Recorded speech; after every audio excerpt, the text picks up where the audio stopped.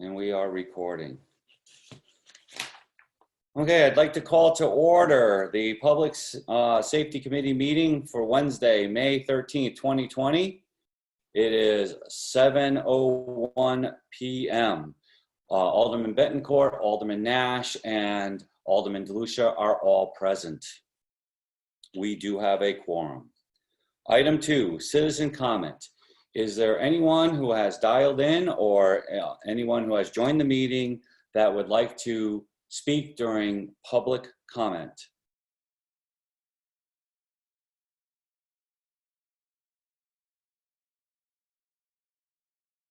Second request, is there anyone that would like to speak to the committee during public comment?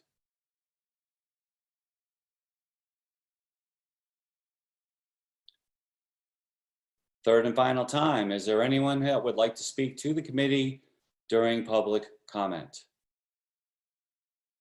Hearing none, I declare public comment closed. We are on to new business. New business item A, department updates. And I please just remind you to identify yourself by name and title as you give your update. Norwich Public Utility, you are first tonight. Good evening, Councilman. Right now, NPU remains working and responding from home as a result of our pandemic plan that we put into effect a couple months ago. We have developed our return to work plan and will be following the governor's guidance as we start to implement that moving forward. Our reservoir water levels remain at 100%. We are currently not conducting any flushing activities, and we have completed a water main installation from Leffingwell to Noble Hill to Route 82. The final connection and activation should occur sometime in the next 2 weeks. Pending your questions, that's all I have. No, I don't see any questions from the other committee members. Thank you very much. I see that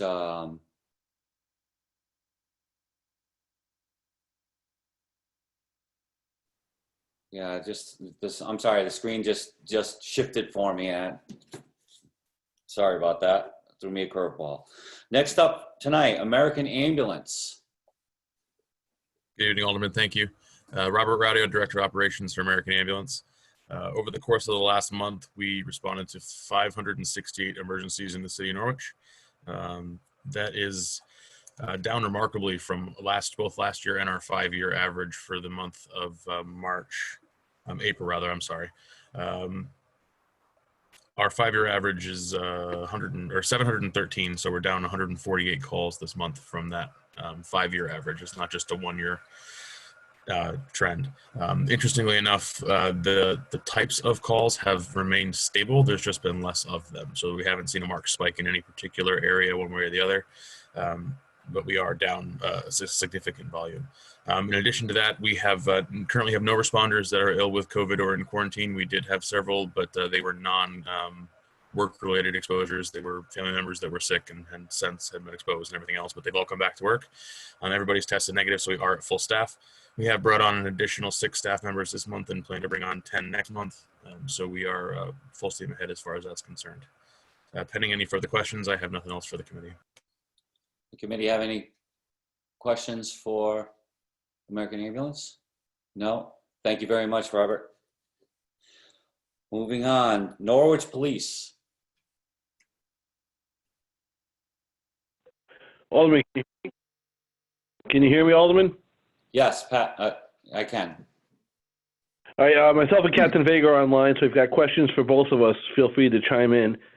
For the month, we had calls for service for 2,350. Motor vehicle accidents, we had 68, and arrests, we had 59. One of the accidents, unfortunately, was a fatal motor vehicle accident involving a potentially DUI operator. We had also had 2 other significant DUI accidents, which cars into poles, which caused quite a disruption of service to the city.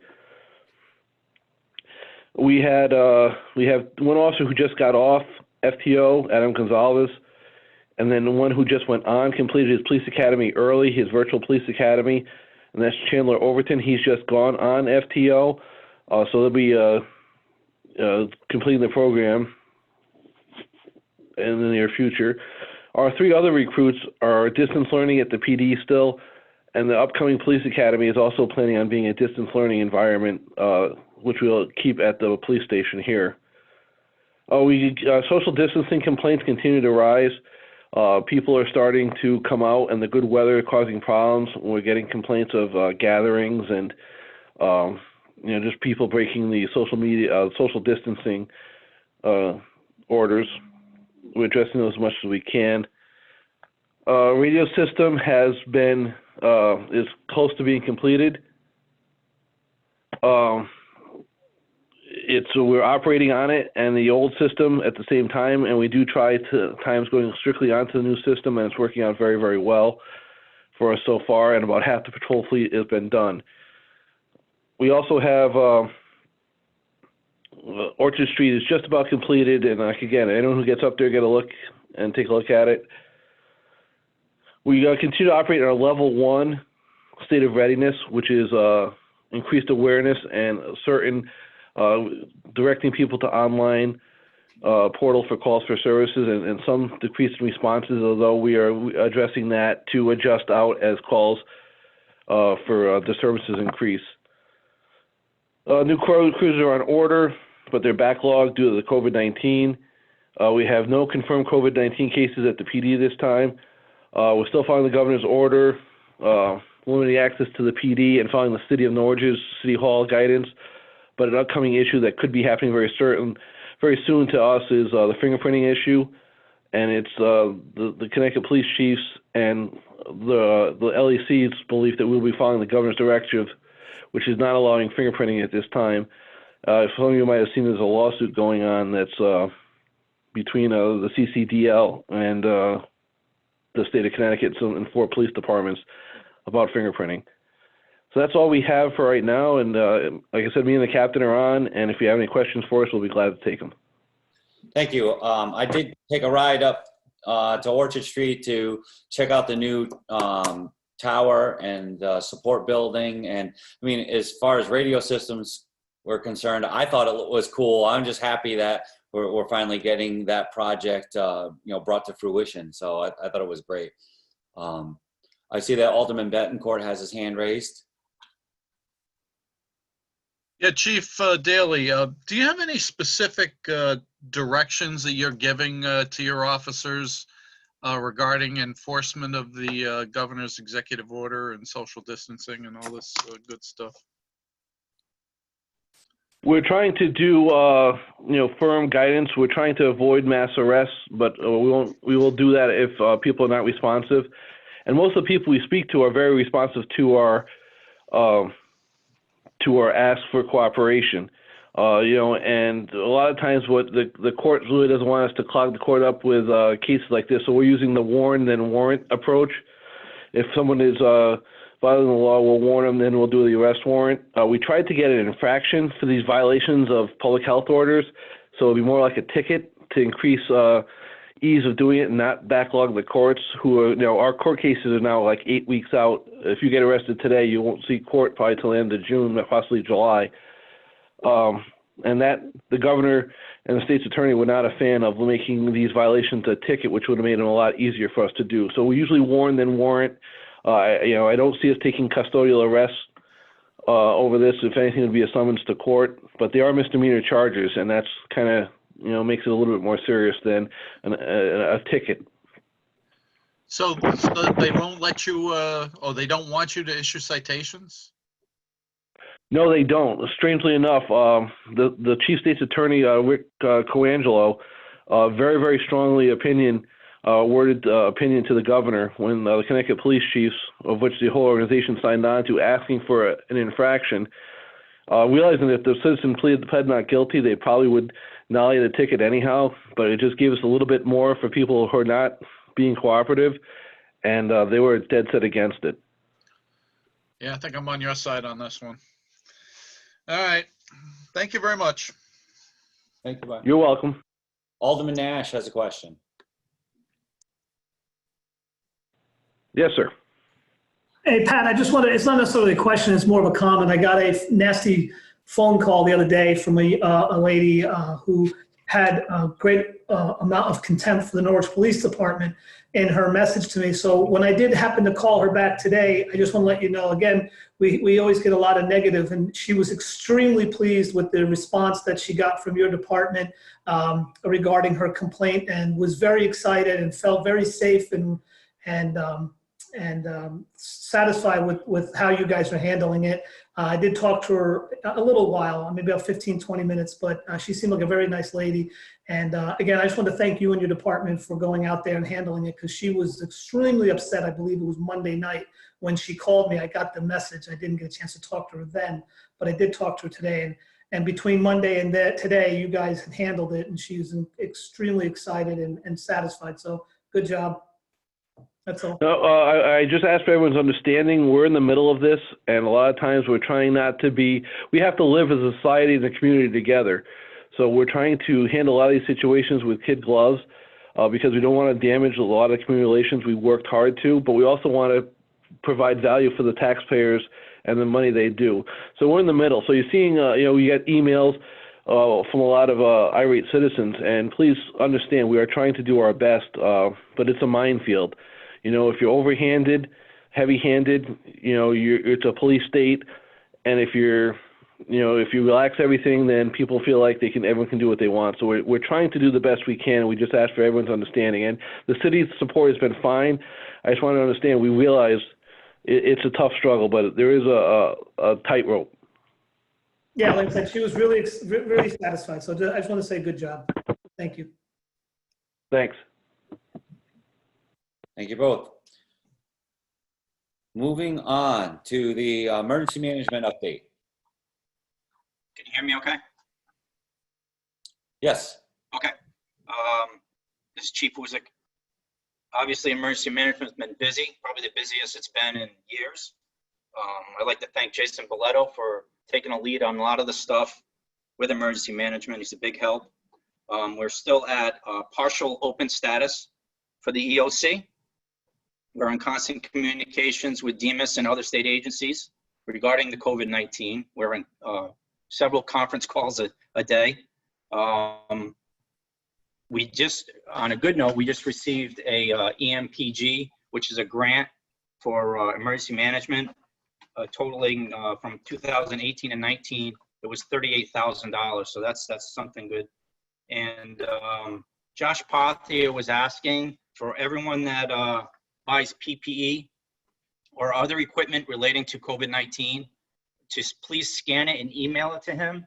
It's much easier for him to get reimbursed, or us to get reimbursed from the state and from the federal government. If you just scan it, email it to him, it makes it much quicker. And being on a conference call today, we don't know how much longer the PPE and the funds from FEMA are going to be around. So he wants to get them in as quickly as possible, so everyone can do that. That's pretty much all I have for emergency management. Any questions from the committee? No questions, Chief. Thank you very much. Moving on to the fire department updates. We'll start with Norwich Fire. Go ahead, Chief. Okay, so like Robert said, the calls are down a little bit. We did 165 calls since the last meeting. That's down probably about 80 calls. And obviously it relates to the EMS portion of it. Our fire calls are still up where they were last year. For equipment, there's nothing major to report. The critical needs obviously is Squad A. Our staffing, we currently have one firefighter vacancy, which was due to retirement. All employees are being scanned for temperature readings prior to and at the end of each shift. And there is no one on quarantine or self-isolation at this point. We had one firefighter do a test for COVID, which came back negative. For the training, we are doing company training outside only. That way we can keep our social distances and safe practices. And we're also daily training on and getting updates on the COVID-19 that come out from the state and Uncas Health. And I like just to make a statement for the end here. If anyone has issues with myself or the Norwich Fire Department personnel relating to the department matters, I would appreciate if they voice their concerns to me directly rather than social media or the mayor's office. All you have to do is call or email me, and I'll be happy to discuss any issues with you. Thank you. Thank you, Chief. Moving on, unless there's a question for the chief? Yeah. Alderman Bettencourt? Yeah, I can, yeah, there we go. Yeah, I mean, Chief, I mean, you just said a mouthful on the last, that last piece there. I take it there's been an issue? Well, there was 2 incidents that could have came to me directly, and they went through the mayor's office. So it's much easier just to call me directly or email me, and I can take care of it rather than get everyone involved. It just doesn't, it's not good for everybody. It's just something simple. Just call me and we'll take care of it. Well, as long as it is, I mean, but there are occasions when it's probably good that, you know, people up and down the chain of command know what's going on if it's anything significant. So that would be my only Yes. point in that. Yeah. Yeah, all these are right. minor. These are minor little things. Okay, thank you. The only thing I would like to add to that last little conversation is I wonder why those issues go to the mayor's office instead of going directly to the city manager's office. And we don't have to get into a conversation about that, but that's a question that pops into my mind right away. Right, the city man, I would agree with the chief that I would like those conversations to happen amongst the chiefs and not involve the city manager unless it escalates. But if it has reached the point where it needs the next level, that next level is the city manager. No offense to the mayor, but the mayor's office is not the complaint department. The mayor's office is the economic development department. And the city manager should be the next person in that chain of command. Moving on, Laurel Hill Fire Department.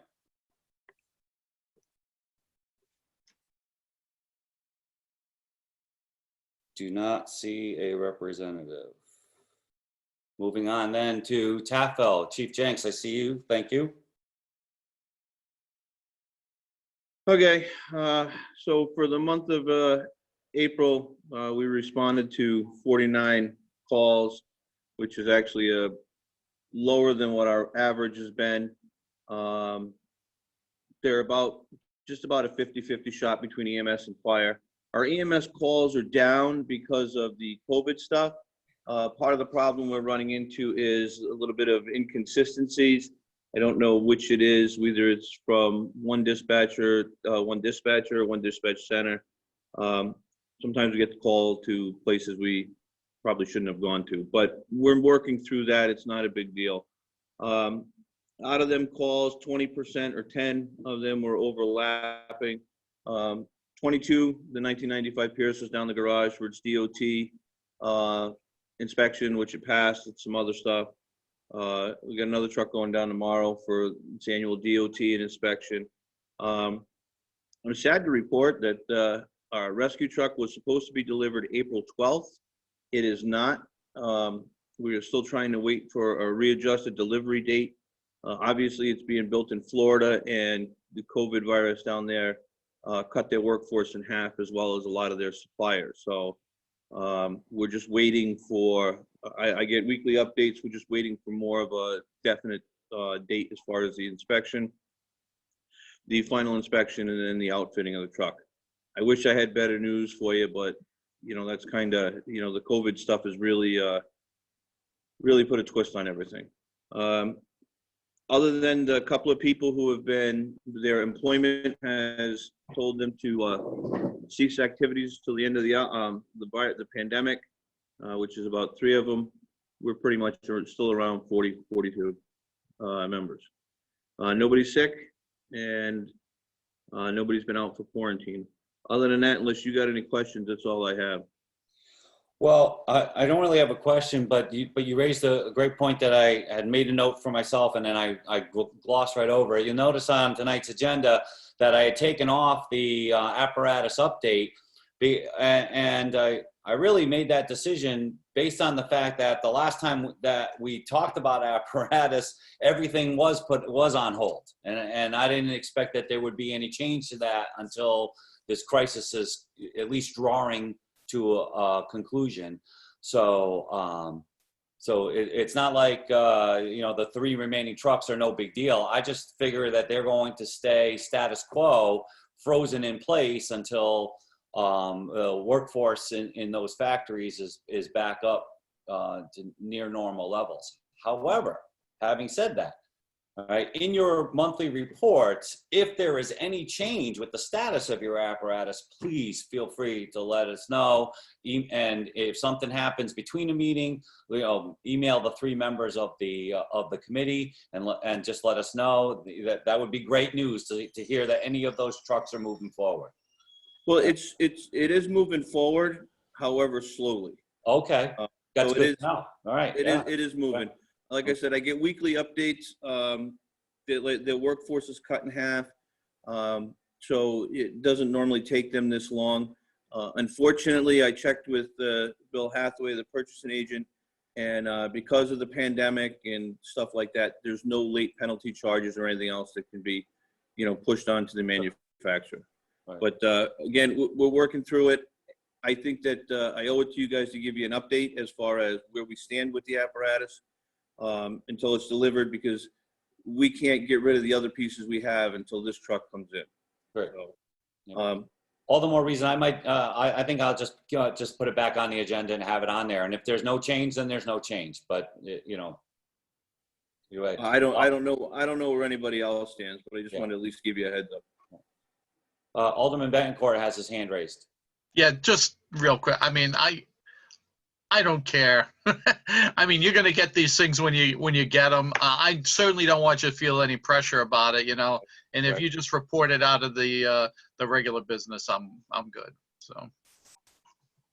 Fair enough. Thank you. Okay, thank you, Chief. Moving on, is Occam online?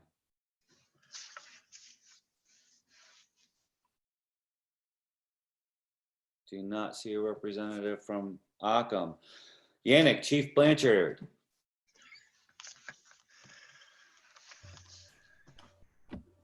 Joe, can you hear me? Yes, sir.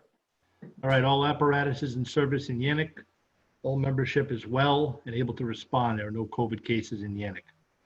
All members are following executive orders, practicing social distancing, and all guidelines set forth for the COVID-19 epidemic. Work at the station is ongoing with the contractor Mattern Construction out of Baltic, working towards the completion of July 1st this year for all the fire marshal abatement work. Would like to thank Chief Daly for I reached out to him over the last month for a problem with 3366. That's a low band frequency that the volunteers operate on. And within 24 hours, Chief Daly resolved the issue with Tactical Communications and had us back and running at 100%. The work down in the village of Yannick on the Sunnyside Bridge is ongoing. They've had 4 road closures to date. We are basically putting a piece of apparatus across the bridge during that project while it's closed. That seems to be working out very well. And we expect that to hopefully wrap up by September. October at the latest is what the schedule shows. We are still collecting PPE as advised by all state and local agencies and completing surveys, so on and so forth, related to our mission.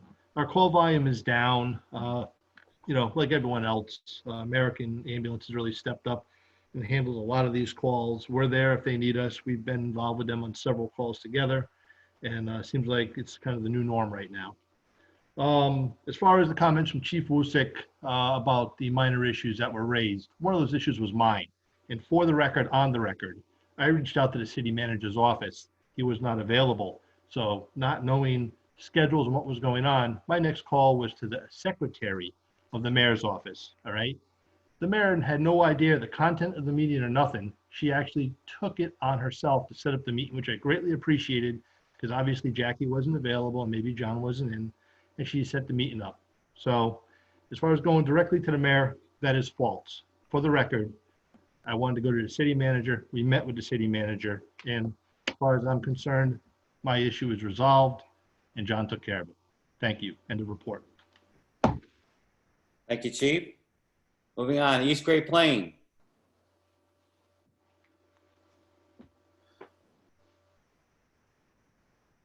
don't see anybody on from EGP. Okay, and that takes care of the fire department updates. I would just like to say that, you guys know that you've been getting an email from me about once a week asking for an update on, many of the things that you are reporting on tonight, whether you've had anybody quarantined, anybody sick, any exposures, and you guys have been really good about getting back to me on that. I didn't send out an email on Monday morning because I knew we were having this meeting tonight and we would hear that from you, and that's appreciated. But I do appreciate the fact that within a day or two, you guys all respond to my email just to let me know what's going on in your firehouses and in your agencies, and I really do appreciate it. All right, moving on from new business to item number 4, our next meeting. Our next meeting is planned and scheduled as our regular monthly meeting for June 10th, 2020. I'm anticipating that being a Zoom meeting similar to tonight. And with that, I will entertain a motion to adjourn. Joe, Oh, I'm sorry. it's Mayor. Yes, Mr. Mayor. If I may quickly, I'm sorry, I came on after the public portion at the very beginning. I just want members here to know that on Tuesday, there'll be a mask distribution starting at 7 a.m. at Mohegan Sun. It will run to 1 p.m. It's the same group that's been working with the Jewish Federation League. Amy Stefanowski's part of that. So they'll be there on Tuesday from 7 a.m. to 1 p.m. Distributing masks. I believe they're looking at 50,000 masks being distributed. It's 5 per car as they drive through. They're all prepackaged in that manner, like you've heard about in other areas. The same group's distributing masks in Middletown tomorrow.